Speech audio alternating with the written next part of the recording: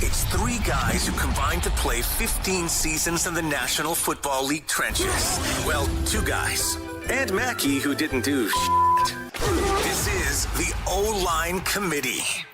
Let's go, Jeremiah. Good morning, friends. He's alive. He is alive somehow.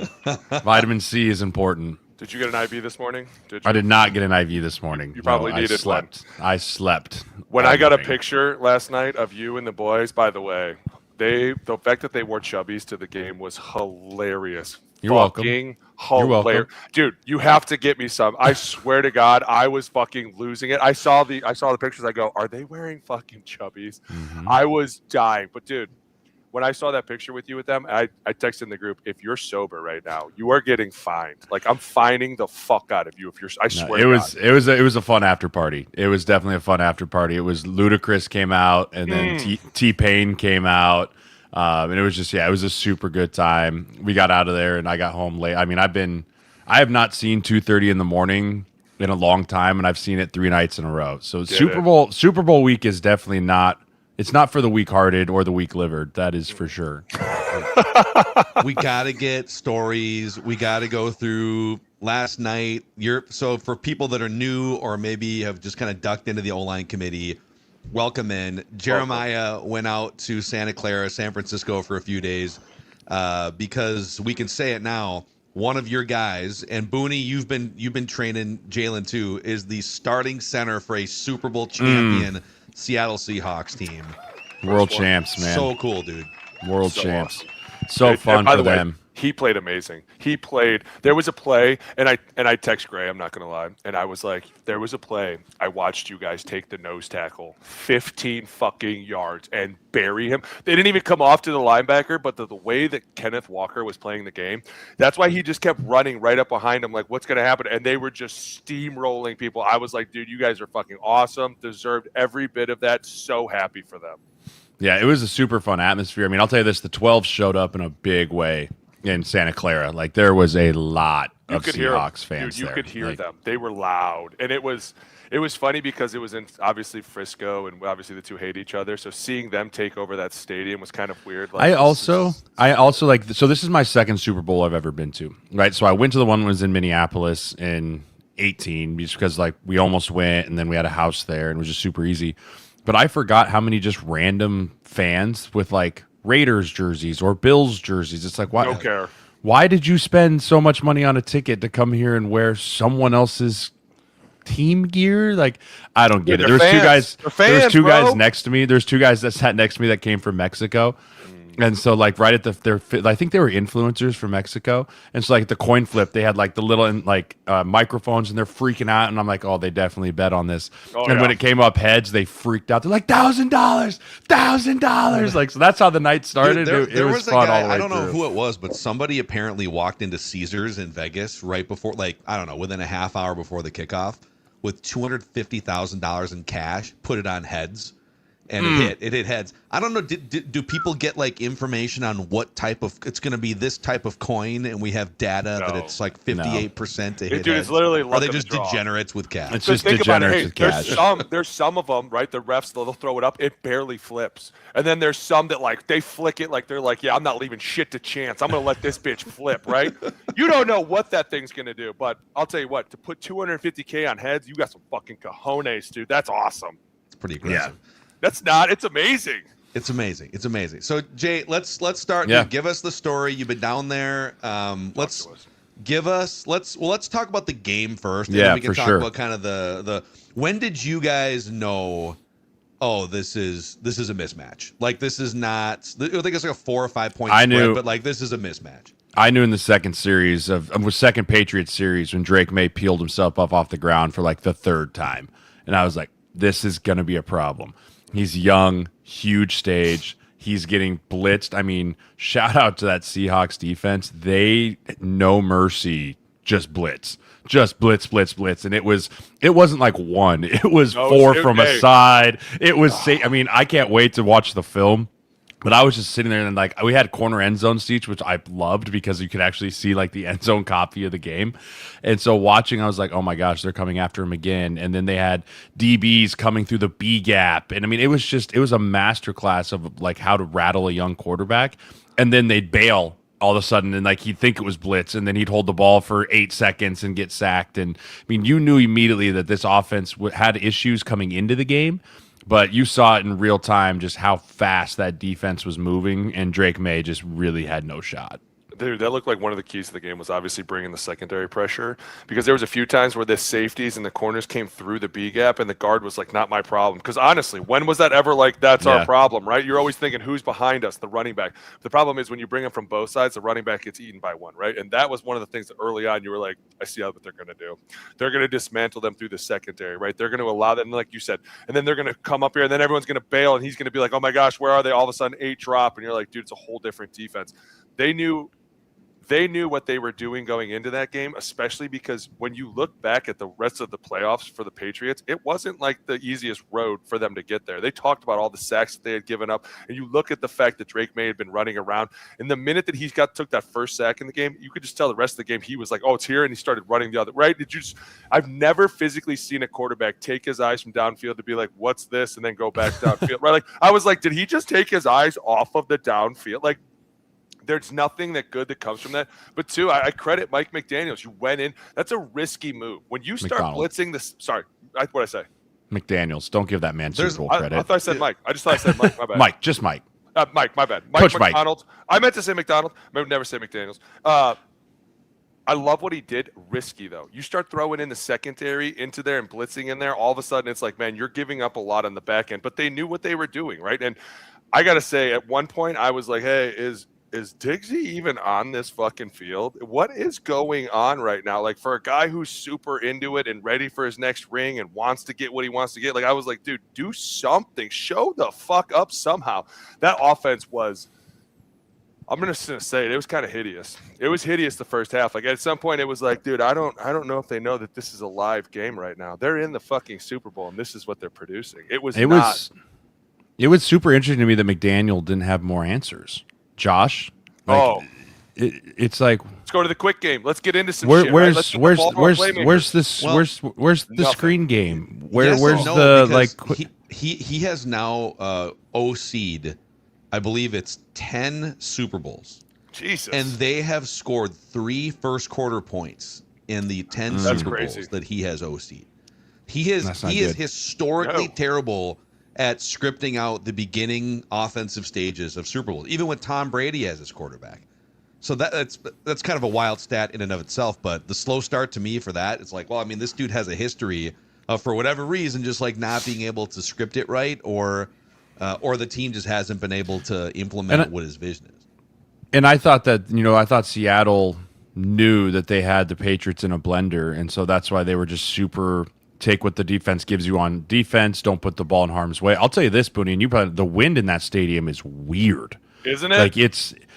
I'm looking at the flags and it looks like the wind's coming like directly into me. But as I'm sitting there, I'm feeling the wind come down my back, and I'm like, This is super, like the wind in the stadium. It was super bizarre. I felt like the Seahawks were going into the wind on both the first and second quarter, and so like trying to they couldn't really throw the ball they wanted to. But I'll tell you this. Gonzalez is a dude. Yeah, that cornerback for the Patriots, he put Smith and Jigba. He just absolutely gone. He just erased him for the entire game. He is such a good player. To be fair, and I think that Patriots defense should get a lot more credit than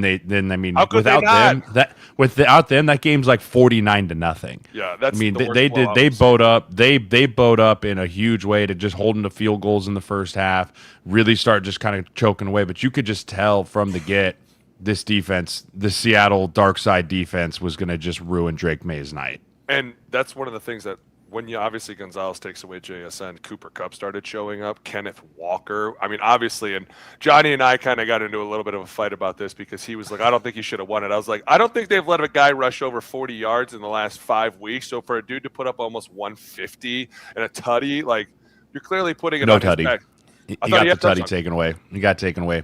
Yeah, Jalen had the old holding penalty. Oh, was that Jay? It was close. It was close. He got a little tug there as the tackle went outside. There was no sound on the plane, so we had to watch it. It was funny though. Like it was amazing.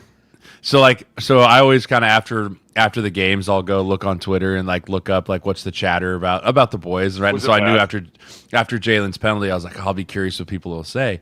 And I was finally, it was funny because half of the people were like, Jalen Sundell, the GOAT, saved the under, Jalen Sundell, baby. And then everyone else was like, took away my anytime touchdown for Kenneth Walker, die. Man. Like it was like these swings of like people so happy that he saved the under and other people so mad that he took away the anytime touchdown. But either way, just watching that team, and for me, it showed one thing. Like if you can still just stick to the run game, even when it's not flashy, even when it's not working great in the first half, but you just keep hammering, it wears down a defense. And you saw it by the fourth quarter. That defensive line was starting to get pushed. Then that linebacker sucks up because they've been running that force boss, and they run the insert corner with the tight end. And I ran into Janoko, the offensive coordinator or quarterbacks coach. He was with Boone and I in Minnesota. I saw him at the after party. I was like, dude, tell me you put that. I was like, when'd you put that corner? He was like, dude, I put that in 2 weeks ago and I knew it was going to work. He's like, I knew it was going to work. He's like, we're on the sideline and they were like, can we do it, Andrew? He's like, yeah, we can do it. He's like, do you promise? He's like, I promise. Like he knew that play was going to work. Yeah. Man, I mean, I feel like too on the run game front, that's the part of the moral here. If your other team, the Seahawks, just spam those zone runs and they just hammer away, even if it's not producing home run, outputs like 30, 40-yard gains. And eventually they're going to get a chunk run or they're going to break something. But the other thing is, and you guys have illustrated this in the film breakdowns, it just makes the defense have to take that extra step forward, and then boom, play action bootleg out the other side. And it, in some ways, what they did was so simple, and I can't help but like also compare it to like the Vikings and why they let Sam Darnold go. Of course, we can get into some of that stuff. But the Seahawks stuck to, we're a defensive team that's going to spam the run button, and we're going to lean on Sam as we have to, but not as the driving force for why we're going to win a Super Bowl. And it all came together in the playoffs that way. It's like, Sam, you don't have to carry this. The defense, they're going to do their thing, and the run game is we're not going to stop running the football. But we need you on like some third downs and a couple red zone throws to just don't turn the ball over and make like 3 or 4 big throws, and that's how you win the Super Bowl. It sounds easy, but you got to have all the components. No, you know what you need is you need the defense for it, and that's what they went to him, and they were like, "Hey, seriously, just don't produce a turnover, right? Like, don't fucking give the other team a reason to drive the ball down our throat any more than they are. Our defense is going to hold them." In no way did I feel like that team was panicked. Whereas you could tell the Patriots as the game was going on, and Vrabel was doing the best he could to kind of keep them like super calm, like, "Hey, we're in this," and it was like, "But we're not. You guys have yet to do anything but punt the fucking ball. I think we're just waiting for Seattle to bust a run, and then all of a sudden it's going to be over, right?" Like at one point, you just kind of saw Seattle like, yeah, this is our game plan. Our game plan is to slowly wear you down. Our game plan is to walk out of here with that fucking trophy at any means necessary. And if it has to be through Kenneth Walker in this defense, then let's do it. And Jay, you and I both know what's a defensive coach want to do? We're running the ball, right? We're running the ball.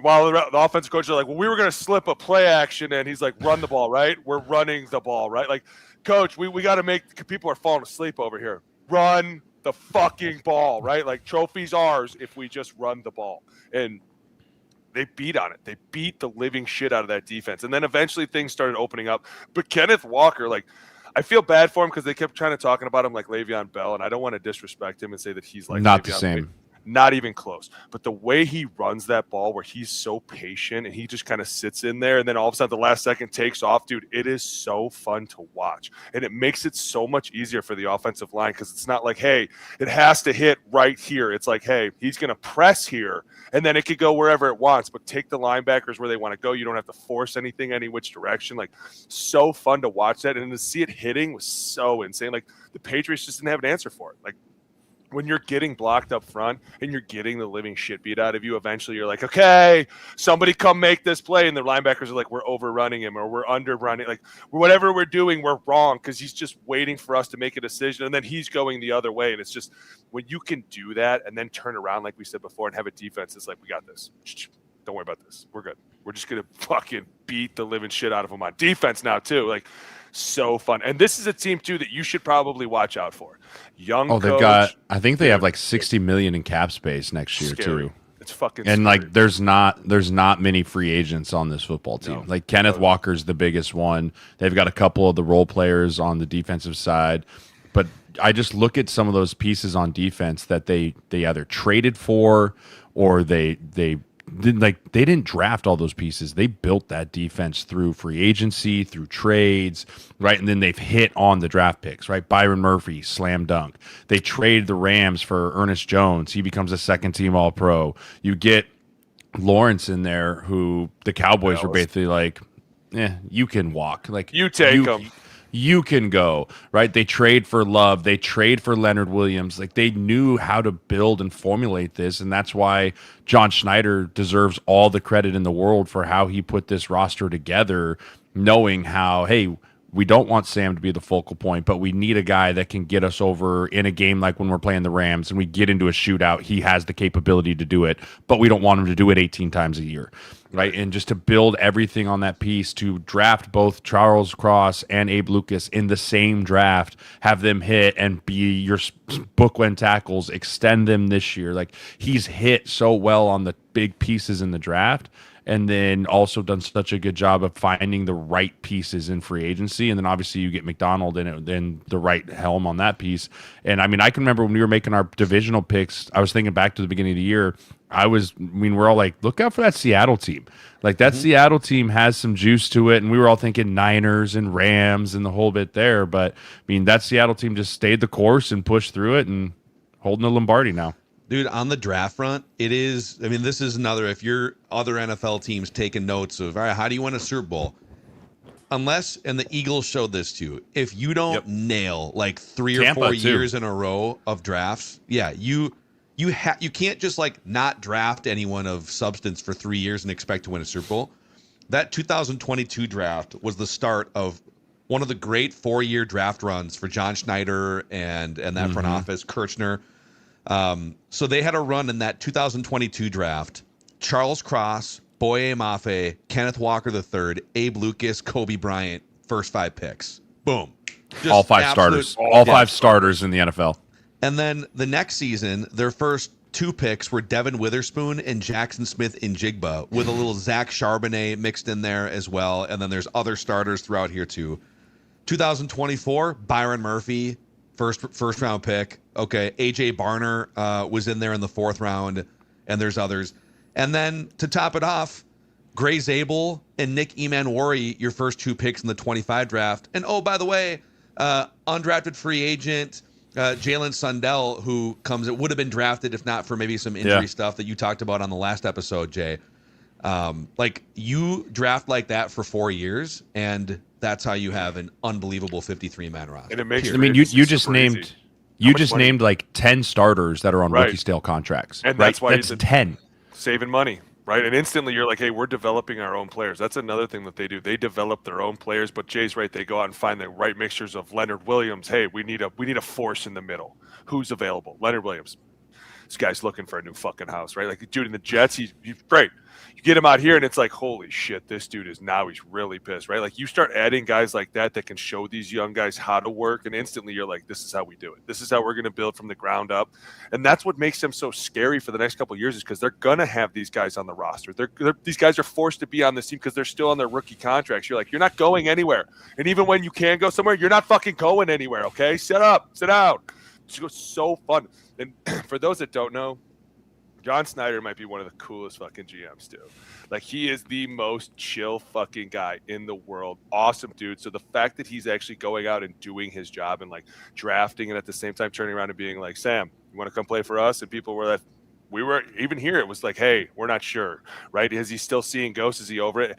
He just needed to be in the right locker room with the right set of guys that trust him and believe in him enough. And all of a sudden you go, hey, you don't need to do it like you said, Mackey. You don't need to do it 55 fucking times. I might need you once a year to do it like that.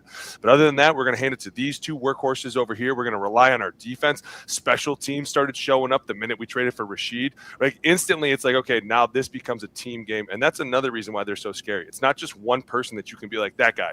that guy's making this team good. It's like, no, the collection of all of them together makes them a fucking hardcore unit. Dude, they didn't just walk into the Super Bowl. They beat the shit out of the Patriots to steal that Super Bowl from. And I have to credit Clint Kubiak too, because he didn't do something that he didn't do something that I feel like other coaches would have done to be like, I can prove everybody wrong. He was like, hey, we're going to stick to what we know. We're going to run the fucking rock. It might not be the way we like it at times, but we know in the fourth quarter, this shit's going to bust open. They're going to fucking eventually wear down. Like, that's what makes him such a great coach, is that he didn't try to go, hey, let's reinvent the wheel for this one game. It's like, I hate when they do that. And you're like, what are we doing? Why are we fucking throwing the ball this much? It was like, hey, they were like, fuck it. I'm curious how much of this offensive staff Kubiak takes with him to the Raiders, right? Because it's now official. He's going to be the head coach of the Raiders, right? Yep. So how much of this staff does he now bring with him? Because this is what happens is everyone goes, well, they're just going to win forever and always as we go forward here. It starts getting picked apart, right? You start having, okay, now your offensive coordinator's gone. Okay, well, if that's the case, then we're going to take this coach and this piece and that piece. And because everyone wants to be associated with the team that won the Super Bowl, right? So it's like, hey, we just got, like, the Raiders are like, hell yeah, we just hired the offensive coordinator that won the Super Bowl. Bring whoever you want. And so he's going to maybe bring the quarterback's coach, whatever. So, like, it will look different. But I think that what Schneider's most likely going to do is just keep everything internal that he can, right? You want to, if you have the next guy in line in the building to be the offensive coordinator, just promote him, right? Try and keep as much of the same every piece that you can, because again, you don't want to try and reinvent the wheel as much as you can, especially going now into a shorter off season, right? The combine's in 2 weeks and you're like, college scouting, what is that, right? Free agency's in 3 weeks and you're like, oh my gosh, they just have to roll right into this thing. And I mean, it's a blessing and a curse. You win it all, but you're starting to you start a little bit behind the eight ball going into the league year. Boys, there's a couple things I want to dive into here before we send Jay back on his hangover tour around the Bay Area here. Get it, bro. We got to get the vibe from last night. I also want to throw some kind of modified mics at you guys. Basically, what does this all mean for this person, this team, etc.? After we shout out, I know where he's going. Couple friends at North American Banking Company to start with here. So North American Banking Company, especially for our upper Midwest audience, this is the official bank of the O-Line Committee. They are based in Minnesota, community-based banking. In fact, this is great. Instead of going through like a bunch of prompts if you need to get a hold of somebody and then waiting on hold and then, I don't know, talking to like an AI bot or something, I had a question about something last week, and so I just sent an email to a human. I sent an email to Marissa, and then she responded and got my question answered immediately. And that's the cool thing about North American Banking Company. You get that more human, personalized banking experience and cutting-edge online tools. nabankcode.com, member FDIC, equal housing lender. And also a shout-out to Underdog, who made it a lot of fun for a lot of people to watch playoff football and to watch the big game over the weekend. And just because pro football is done for the season here and college football doesn't mean you can't still have a good time on Underdog. There's also the winter sports are rocking. Basketball, hockey, even some obscure sports. If you're into like esports, you can put some money on esports and other things. So check out the Underdog app and use the code OLINE when you do to score $75 in bonus entries when you play your first $5. That's $75 in fantasy bonus entries when you play your first $5 with the code OLINE on the Underdog app. Underdog, make picks and win money. Must be 18 plus, 19 plus in Alabama and Nebraska, 19 plus in Colorado for some games, 21 plus in Arizona, Massachusetts, and Virginia, and present in a state where Underdog Fantasy operates. Terms apply. See assets.underdogfantasy.com/web/play and get terms _DFS_.html for details. Offer not valid in Maryland, Michigan, New Jersey, New York, Ohio, and Pennsylvania. Concerned with your play? Call 1-800-GAMBLER or visit www.ncpgambling.org in New York, or call the 24/7 Hope line at 1-877-8-HOPE-NY or text HOPE-NY to 467-369. All right. Okay. Jay, give us just like your experience. Where were you sitting at the game? The audience, the live stream audience wants to know details. What parties did you go to? What was after the game like, celebrating with your guys on the Super Bowl champ Seahawks? Yeah, so it was super fun. So Friday night, we got here Friday, and we went to Shaq's Funhouse. So Shaquille O'Neal does a big thing. And so it was he played his own DJ set, DJ Diesel, and dude, he is so big. Like we're around big people, but then like when you see him standing up there, you're like, oh my gosh, like that's another level of huge human, and he just, I mean, rages, right? I mean, he's like, I'm gonna come down there and mosh pit, like he's just like yelling into the mic, and so it was him, and then T-Pain came out and did a DJ set, so like he did a DJ set there too. And then the legend Tiesto, one of the OG DJs, he came out as well. And so that was the first night. And like Shaq's Fun is like a carnival. So like we were like, there was like rides and games. And so like that was super fun, just kind of messing around there. And then on Saturday, we went down to San Jose and saw the boys. And like the team hotel is under complete lockdown. I mean, you've got like cement barriers all around it, security everywhere. And so like, it was good to just kind of get in there and talk with them. And, you know, I was talking to them and they're like, dude, this feels like I'm at the combine again. Like, that's kind of what they equated to, because like they all have to wear their little credentials and like they can't go anywhere. And Mason Richmond, our guy from Iowa, he's like, dude, it kind of feels like a bowl game. Like you're at a hotel and it's super different, unique. And everyone echoed the same thing. They're like, dude, 2 weeks is just too long. Like, can we just play the game? Like, I get why we have to do it. They're like, but dude, 2 weeks is just so long. And so that night we ended up going to the Maxim party that was here. And so it was, you know, Loud Luxury was the DJ group there. And so hung out there and had a good time and saw some people there. Ran into Eric Kendricks and Ali Courtnall and that crew, and so got to see some of those guys. It's just kind of around, and then obviously yesterday was the game, and so we got brunch, and then we took the train because that was the only way you could not drive to the game. Like there was no driving. You could only ride share or train. Nowhere to park. That's why. Yeah, there was nowhere to park, and so it was only ride share train. So we got to ride the train out there, which was super fun, and a lot of protesters like right when you got off the train, but other than that, it really like they made kind of a big deal out of it. There wasn't a lot of like hoopla around that, which I liked. I was really hoping that there wasn't going to be some kind of nonsense of that running around there on either side. And so then that was the first time I got to go to like the Super Bowl like village, because in Minnesota it was so cold. Right, it was just like when I went to, it was just get in the stadium before you die, and so here, literally, yeah, it was freezing, and so here it was like a whole like basically village, and so there was things, and they had the Seahawks pre-party, so got to go hang out with the families there, and then we were right on I think it was the northeast end zone, on that piece there, and so I was able to watch from right there, and it was perfect. The flyover was so cool. Like they had the B-52, and then they had that one that came behind it, fully tucked with the afterburners on. I mean that was sweet, and then also just the production of a Super Bowl, like not the game itself, but just watching the millions of underlings running around and moving the speakers and keeping the user, because it's so long, the 4.5 minute commercial breaks, they're trying to do whatever they can to keep the fan engagement going and keep that piece going. And then obviously we had the streaker. We had the streaker too. Oh yeah, first the 3 and outs made it feel like there was way more like commercials. So and they were barely playing football because no one could convert a first down. Dude, I mean, and they got funny, more like commercial breaks. You'd watch all the O linemen always go out on the field, like they're used to it, right? So they all run out there, and then it's like see the little guy in the orange mitts, right? Like, it's like, and then they all just kind of like stand there, like kicking each other. Like you see them all stretching. And I was like, dude, this is like so long to just stand out there on the field. Brutal. There was no game flow. There really wasn't a good game flow at all. Yeah, where'd the streaker come from, by the way? What side of the field did he? So he was on our side. He was on the other. He was directly across. So like we were northeast corner end zone. He was northwest corner end zone, and there was actually 2 of them. And so the first one jumped and immediately just got, dog stomped, right? Like 8 people just whap. And then as they did that, this dude jumped on the field and they weren't really paying attention. And so he made it all the way across. It's like he made it all the way across the field. He made it on the field. And then he was on the field. One and of then the players started like chasing him down. He got in the corner end zone. He came up the Patriots sideline, and one of the guys in the yellow shirts took a horrible angle, and he got juked out of his shoes. And so then he's going, and then the Patriots receiver was like, okay, I've had enough of this, number 18, and took 3 steps and pulled him down by his pants, and then he just fell. And then again, he just got stomped out too. But then they ushered him off quick too. They have those dudes off the field so fast. Dude, They were on the TV. I could see the CC on the bottom, the closed caption. He was talking. We have a streaker, and I was like, "Yes, a streaker!"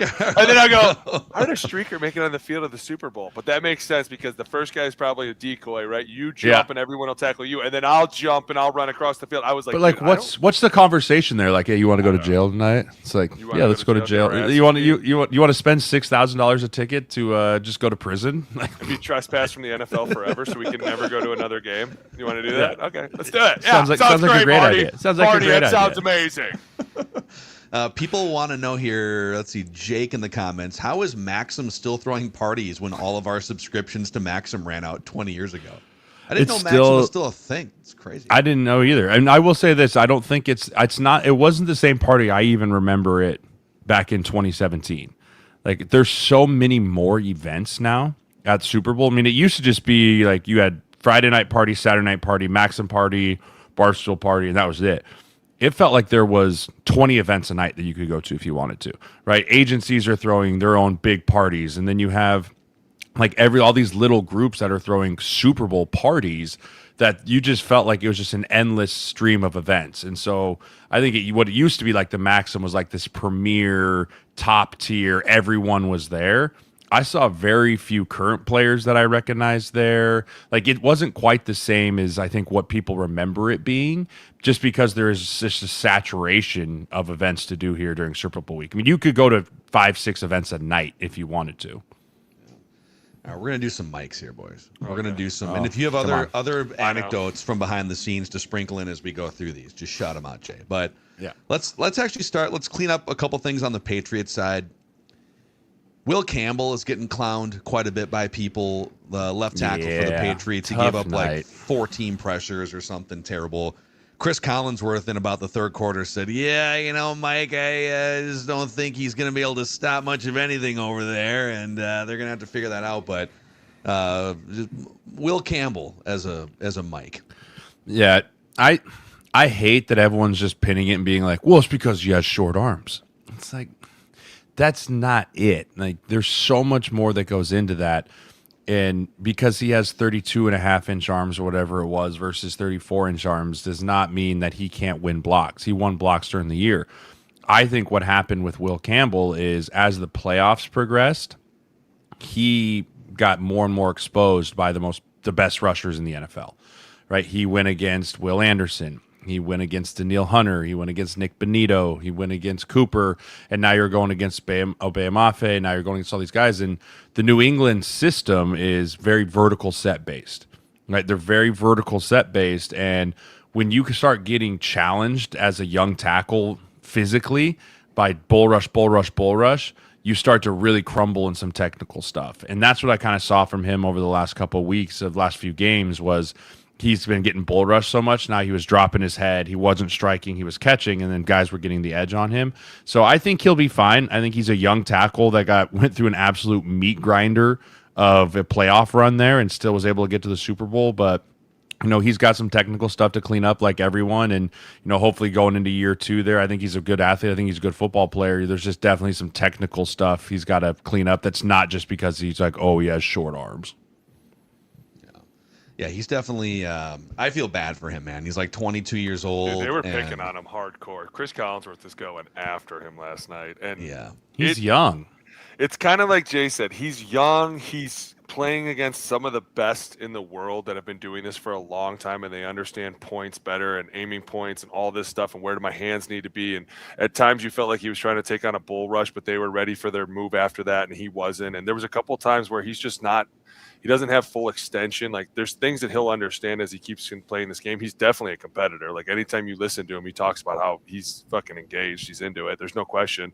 I think maybe at times his length was a little bit of an issue out there, but for the most part, he'll figure it out. And if not, they'll move him in. It'll be no big deal. Big deal. Yeah. Movie to guard. Right. Yeah. Next Mike. Drake Maye. Rough little playoff stretch for Drake Maye. What does all this mean for Drake Maye? Well, I saw a report, and maybe I don't know what's real or not on the internet anymore. But didn't he say he had to get injected into his shoulder before the game? Yeah, that was confirmed. So. Like, what was that all? Was that from the Denver game? Like, when did, or was that from earlier in the week in the playoff run? I think it happened in the Denver game, but he definitely, like, his shoulder was a thing starting the 2-week period between Championship Sunday and the Super Bowl. So, yeah, did that factor in to some extent? I think so. Probably. Yeah, he had a couple, like that one interception just made no sense where he wasn't even throwing it. It wasn't like a miscommunication. It was just a weird, bad throw. But, I mean, even that one ball that Mac caught across the middle, that should not have been thrown. Like, there was 4 Seahawks defenders. He just got really lucky it was in that perfect spot. And I'm not concerned about Drake Maye. I still think he's going to be an MVP in this league one day. I think he's got all the tools in the world. This was just truly a second-year quarterback that, similar to Will Campbell, was gone through the gauntlet, gotten physically just really beat up over the last month to the point where I think his body was just broken. And then you got him hit early. And when you get a quarterback hit early, especially against a team that feasts and feels that, right? They sense the like desperation in a quarterback in that way. And he's holding on to the ball because he doesn't want to throw an interception. It just all happened too fast for him last night, but I still think he's going to be a fantastic quarterback in this league. Yeah. And then I think this is the one that people really want us to get to here. And we made you wait 35 minutes, Vikings fans. But the next mic is I knew it. The laughing stock of the NFL today. Has to be the team that let that dude walk out the door, Sam Darnold, to become a Super Bowl champion. And I'll tell you, of course, the algorithm always knows what you need on the internet. So I opened up my Twitter account today, and the first video I saw was people reposting the Vikings locker room celebration from December 29th, 2024, carrying Sam Darnold on their shoulders, drenching him in water after the Packers win, and he's doing the little motorcycle rev thing. And it's Kevin O'Connell watching the culture that he built is the caption on this. Everything has gone downhill at that position for the Vikings since. So, like, what does this mean for the Vikings today? Mackey, you're so bad. It means they're going to wake up, regret not fucking signing this guy again, and then look at each other and go, we need to figure this out, right? We have to figure this out somehow. You are so hard-pressed on your Vikings about this. And I agree. And listen, I don't know what the situation was cap-wise, where it would have put everybody. I just physically, I don't know that it would have worked for that exact reason. And that's why I'm just like, listen, you have to let it go, Mac. People let go, right? And no, you can't let it go, Boone. You can't let this one go. Stop it. Because you a can't lot let of this it, one too. go. No, listen. He's not the right quarterback for this system. Kubiak. No, it's not. It's not a problem because we say that, and then we were like, KOC is going to understand that he's young. He doesn't want to throw the ball a ton. And what did we do? It was the same thing. It's like, listen, he works in this system so well because at times they're like, we're going to run our head into a brick fucking wall. I don't care. KOC is not that guy. The minute that head hits the wall, he goes, run game's done. We're into the pass game. Let's go now. And it's like, dude, chill, right? Like, he just fit that system so perfectly, and Sam looks like a superhero in it, and it's great. And it's like, that's not KOC though, and there's no way that you would have had the same outcome. And we keep talking about that, and that's why it's like, as much as maybe Kwesi's taking a shit ton of this, KOC has not changed the way he's going to coach. So it's like, am I afraid if he would have been here? Maybe a little bit. Like, what would have happened if we would have pushed Sam to throw the ball 65 times? But at some point, have to let this go, Mac. You're killing me. Dude, but you just brought up another triggering point, which is, and I agree with you, by the way. It's not as simple as, if Sam Darnold just stayed in Minnesota, then we would have won it. Super Bowl. I agree. But it's the why. You're right. And I want to know, okay, why they don't run the ball often enough. And so it's like, well, is Kevin O'Connell such a proven offensive play caller and mastermind that once you find his perfect quarterback, then you're going to win a Super Bowl? All right, is Matthew Stafford available again? Last I checked, he's not, and he's getting older by the year. I think there's an older quarterback that just became available. He will officially become available here in a few weeks. Yeah, old Kirk Cousins. But that's probably going to be their solution, right? Go get Kirk back at age 38. Dude. Oh my gosh! Slot Don't him in that, as a temporary starter. Mackie, shut up! I'm telling you, shut the fuck up right now. I mean, listen. The report came out that they're gonna get a veteran quarterback, and I sent you the list. And also, as of this morning, San Francisco has said they are not trading Mac Jones. right? Which really give just us the first round. Which means come in. If you want him, you gotta pay for him. If you want him, come in with your checkbook. Yeah, this is like we're not moving Mac Jones, and then it's behind the scenes like. You heard me, how right? much? That's a first. How much? That's a first, yeah, right? Yeah, that all that is that's just eliminating the people that were gonna like kick tires for like, hey, I'll send like a fourth, like just eliminate those people altogether. Don't call me. And so, I think they also Derek know. Carr's considering a comeback. Add him to the list. You get it's super exciting. Up, Everyone's gonna get real point, excited. I would rather take 9 over those two. Are you serious, Derek Carr? Here's what I told the Purple Daily guys. I said the Vikings a year ago. And I say laughing stock because I flipped on a couple like national shows this morning, and I Stephen A. Smith just like laughing at the Vikings literally and other people. So it is a secondary thing nationally today. But when they decided 12 months ago, they essentially made 3 bets. They bet that Darnold wasn't worth $30 million. Darnold couldn't win big games because they saw him lose 2 of them, and JJ was ready enough to just step in pretty instantly and keep this thing going forward. They were wrong about all 3 of those things in retrospect. And now they have to decide how wrong were they on the 3rd thing. Were they right about McCarthy but a year early, or were they just wrong about McCarthy?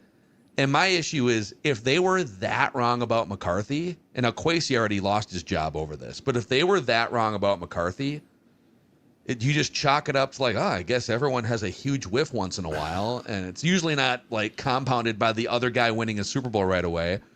Or does it mean that you just can't trust anything with Kevin O'Connell going forward? See, I don't agree with that because I think you can go the Shane Steichen route here and go, hey, I missed on Anthony Richardson, right?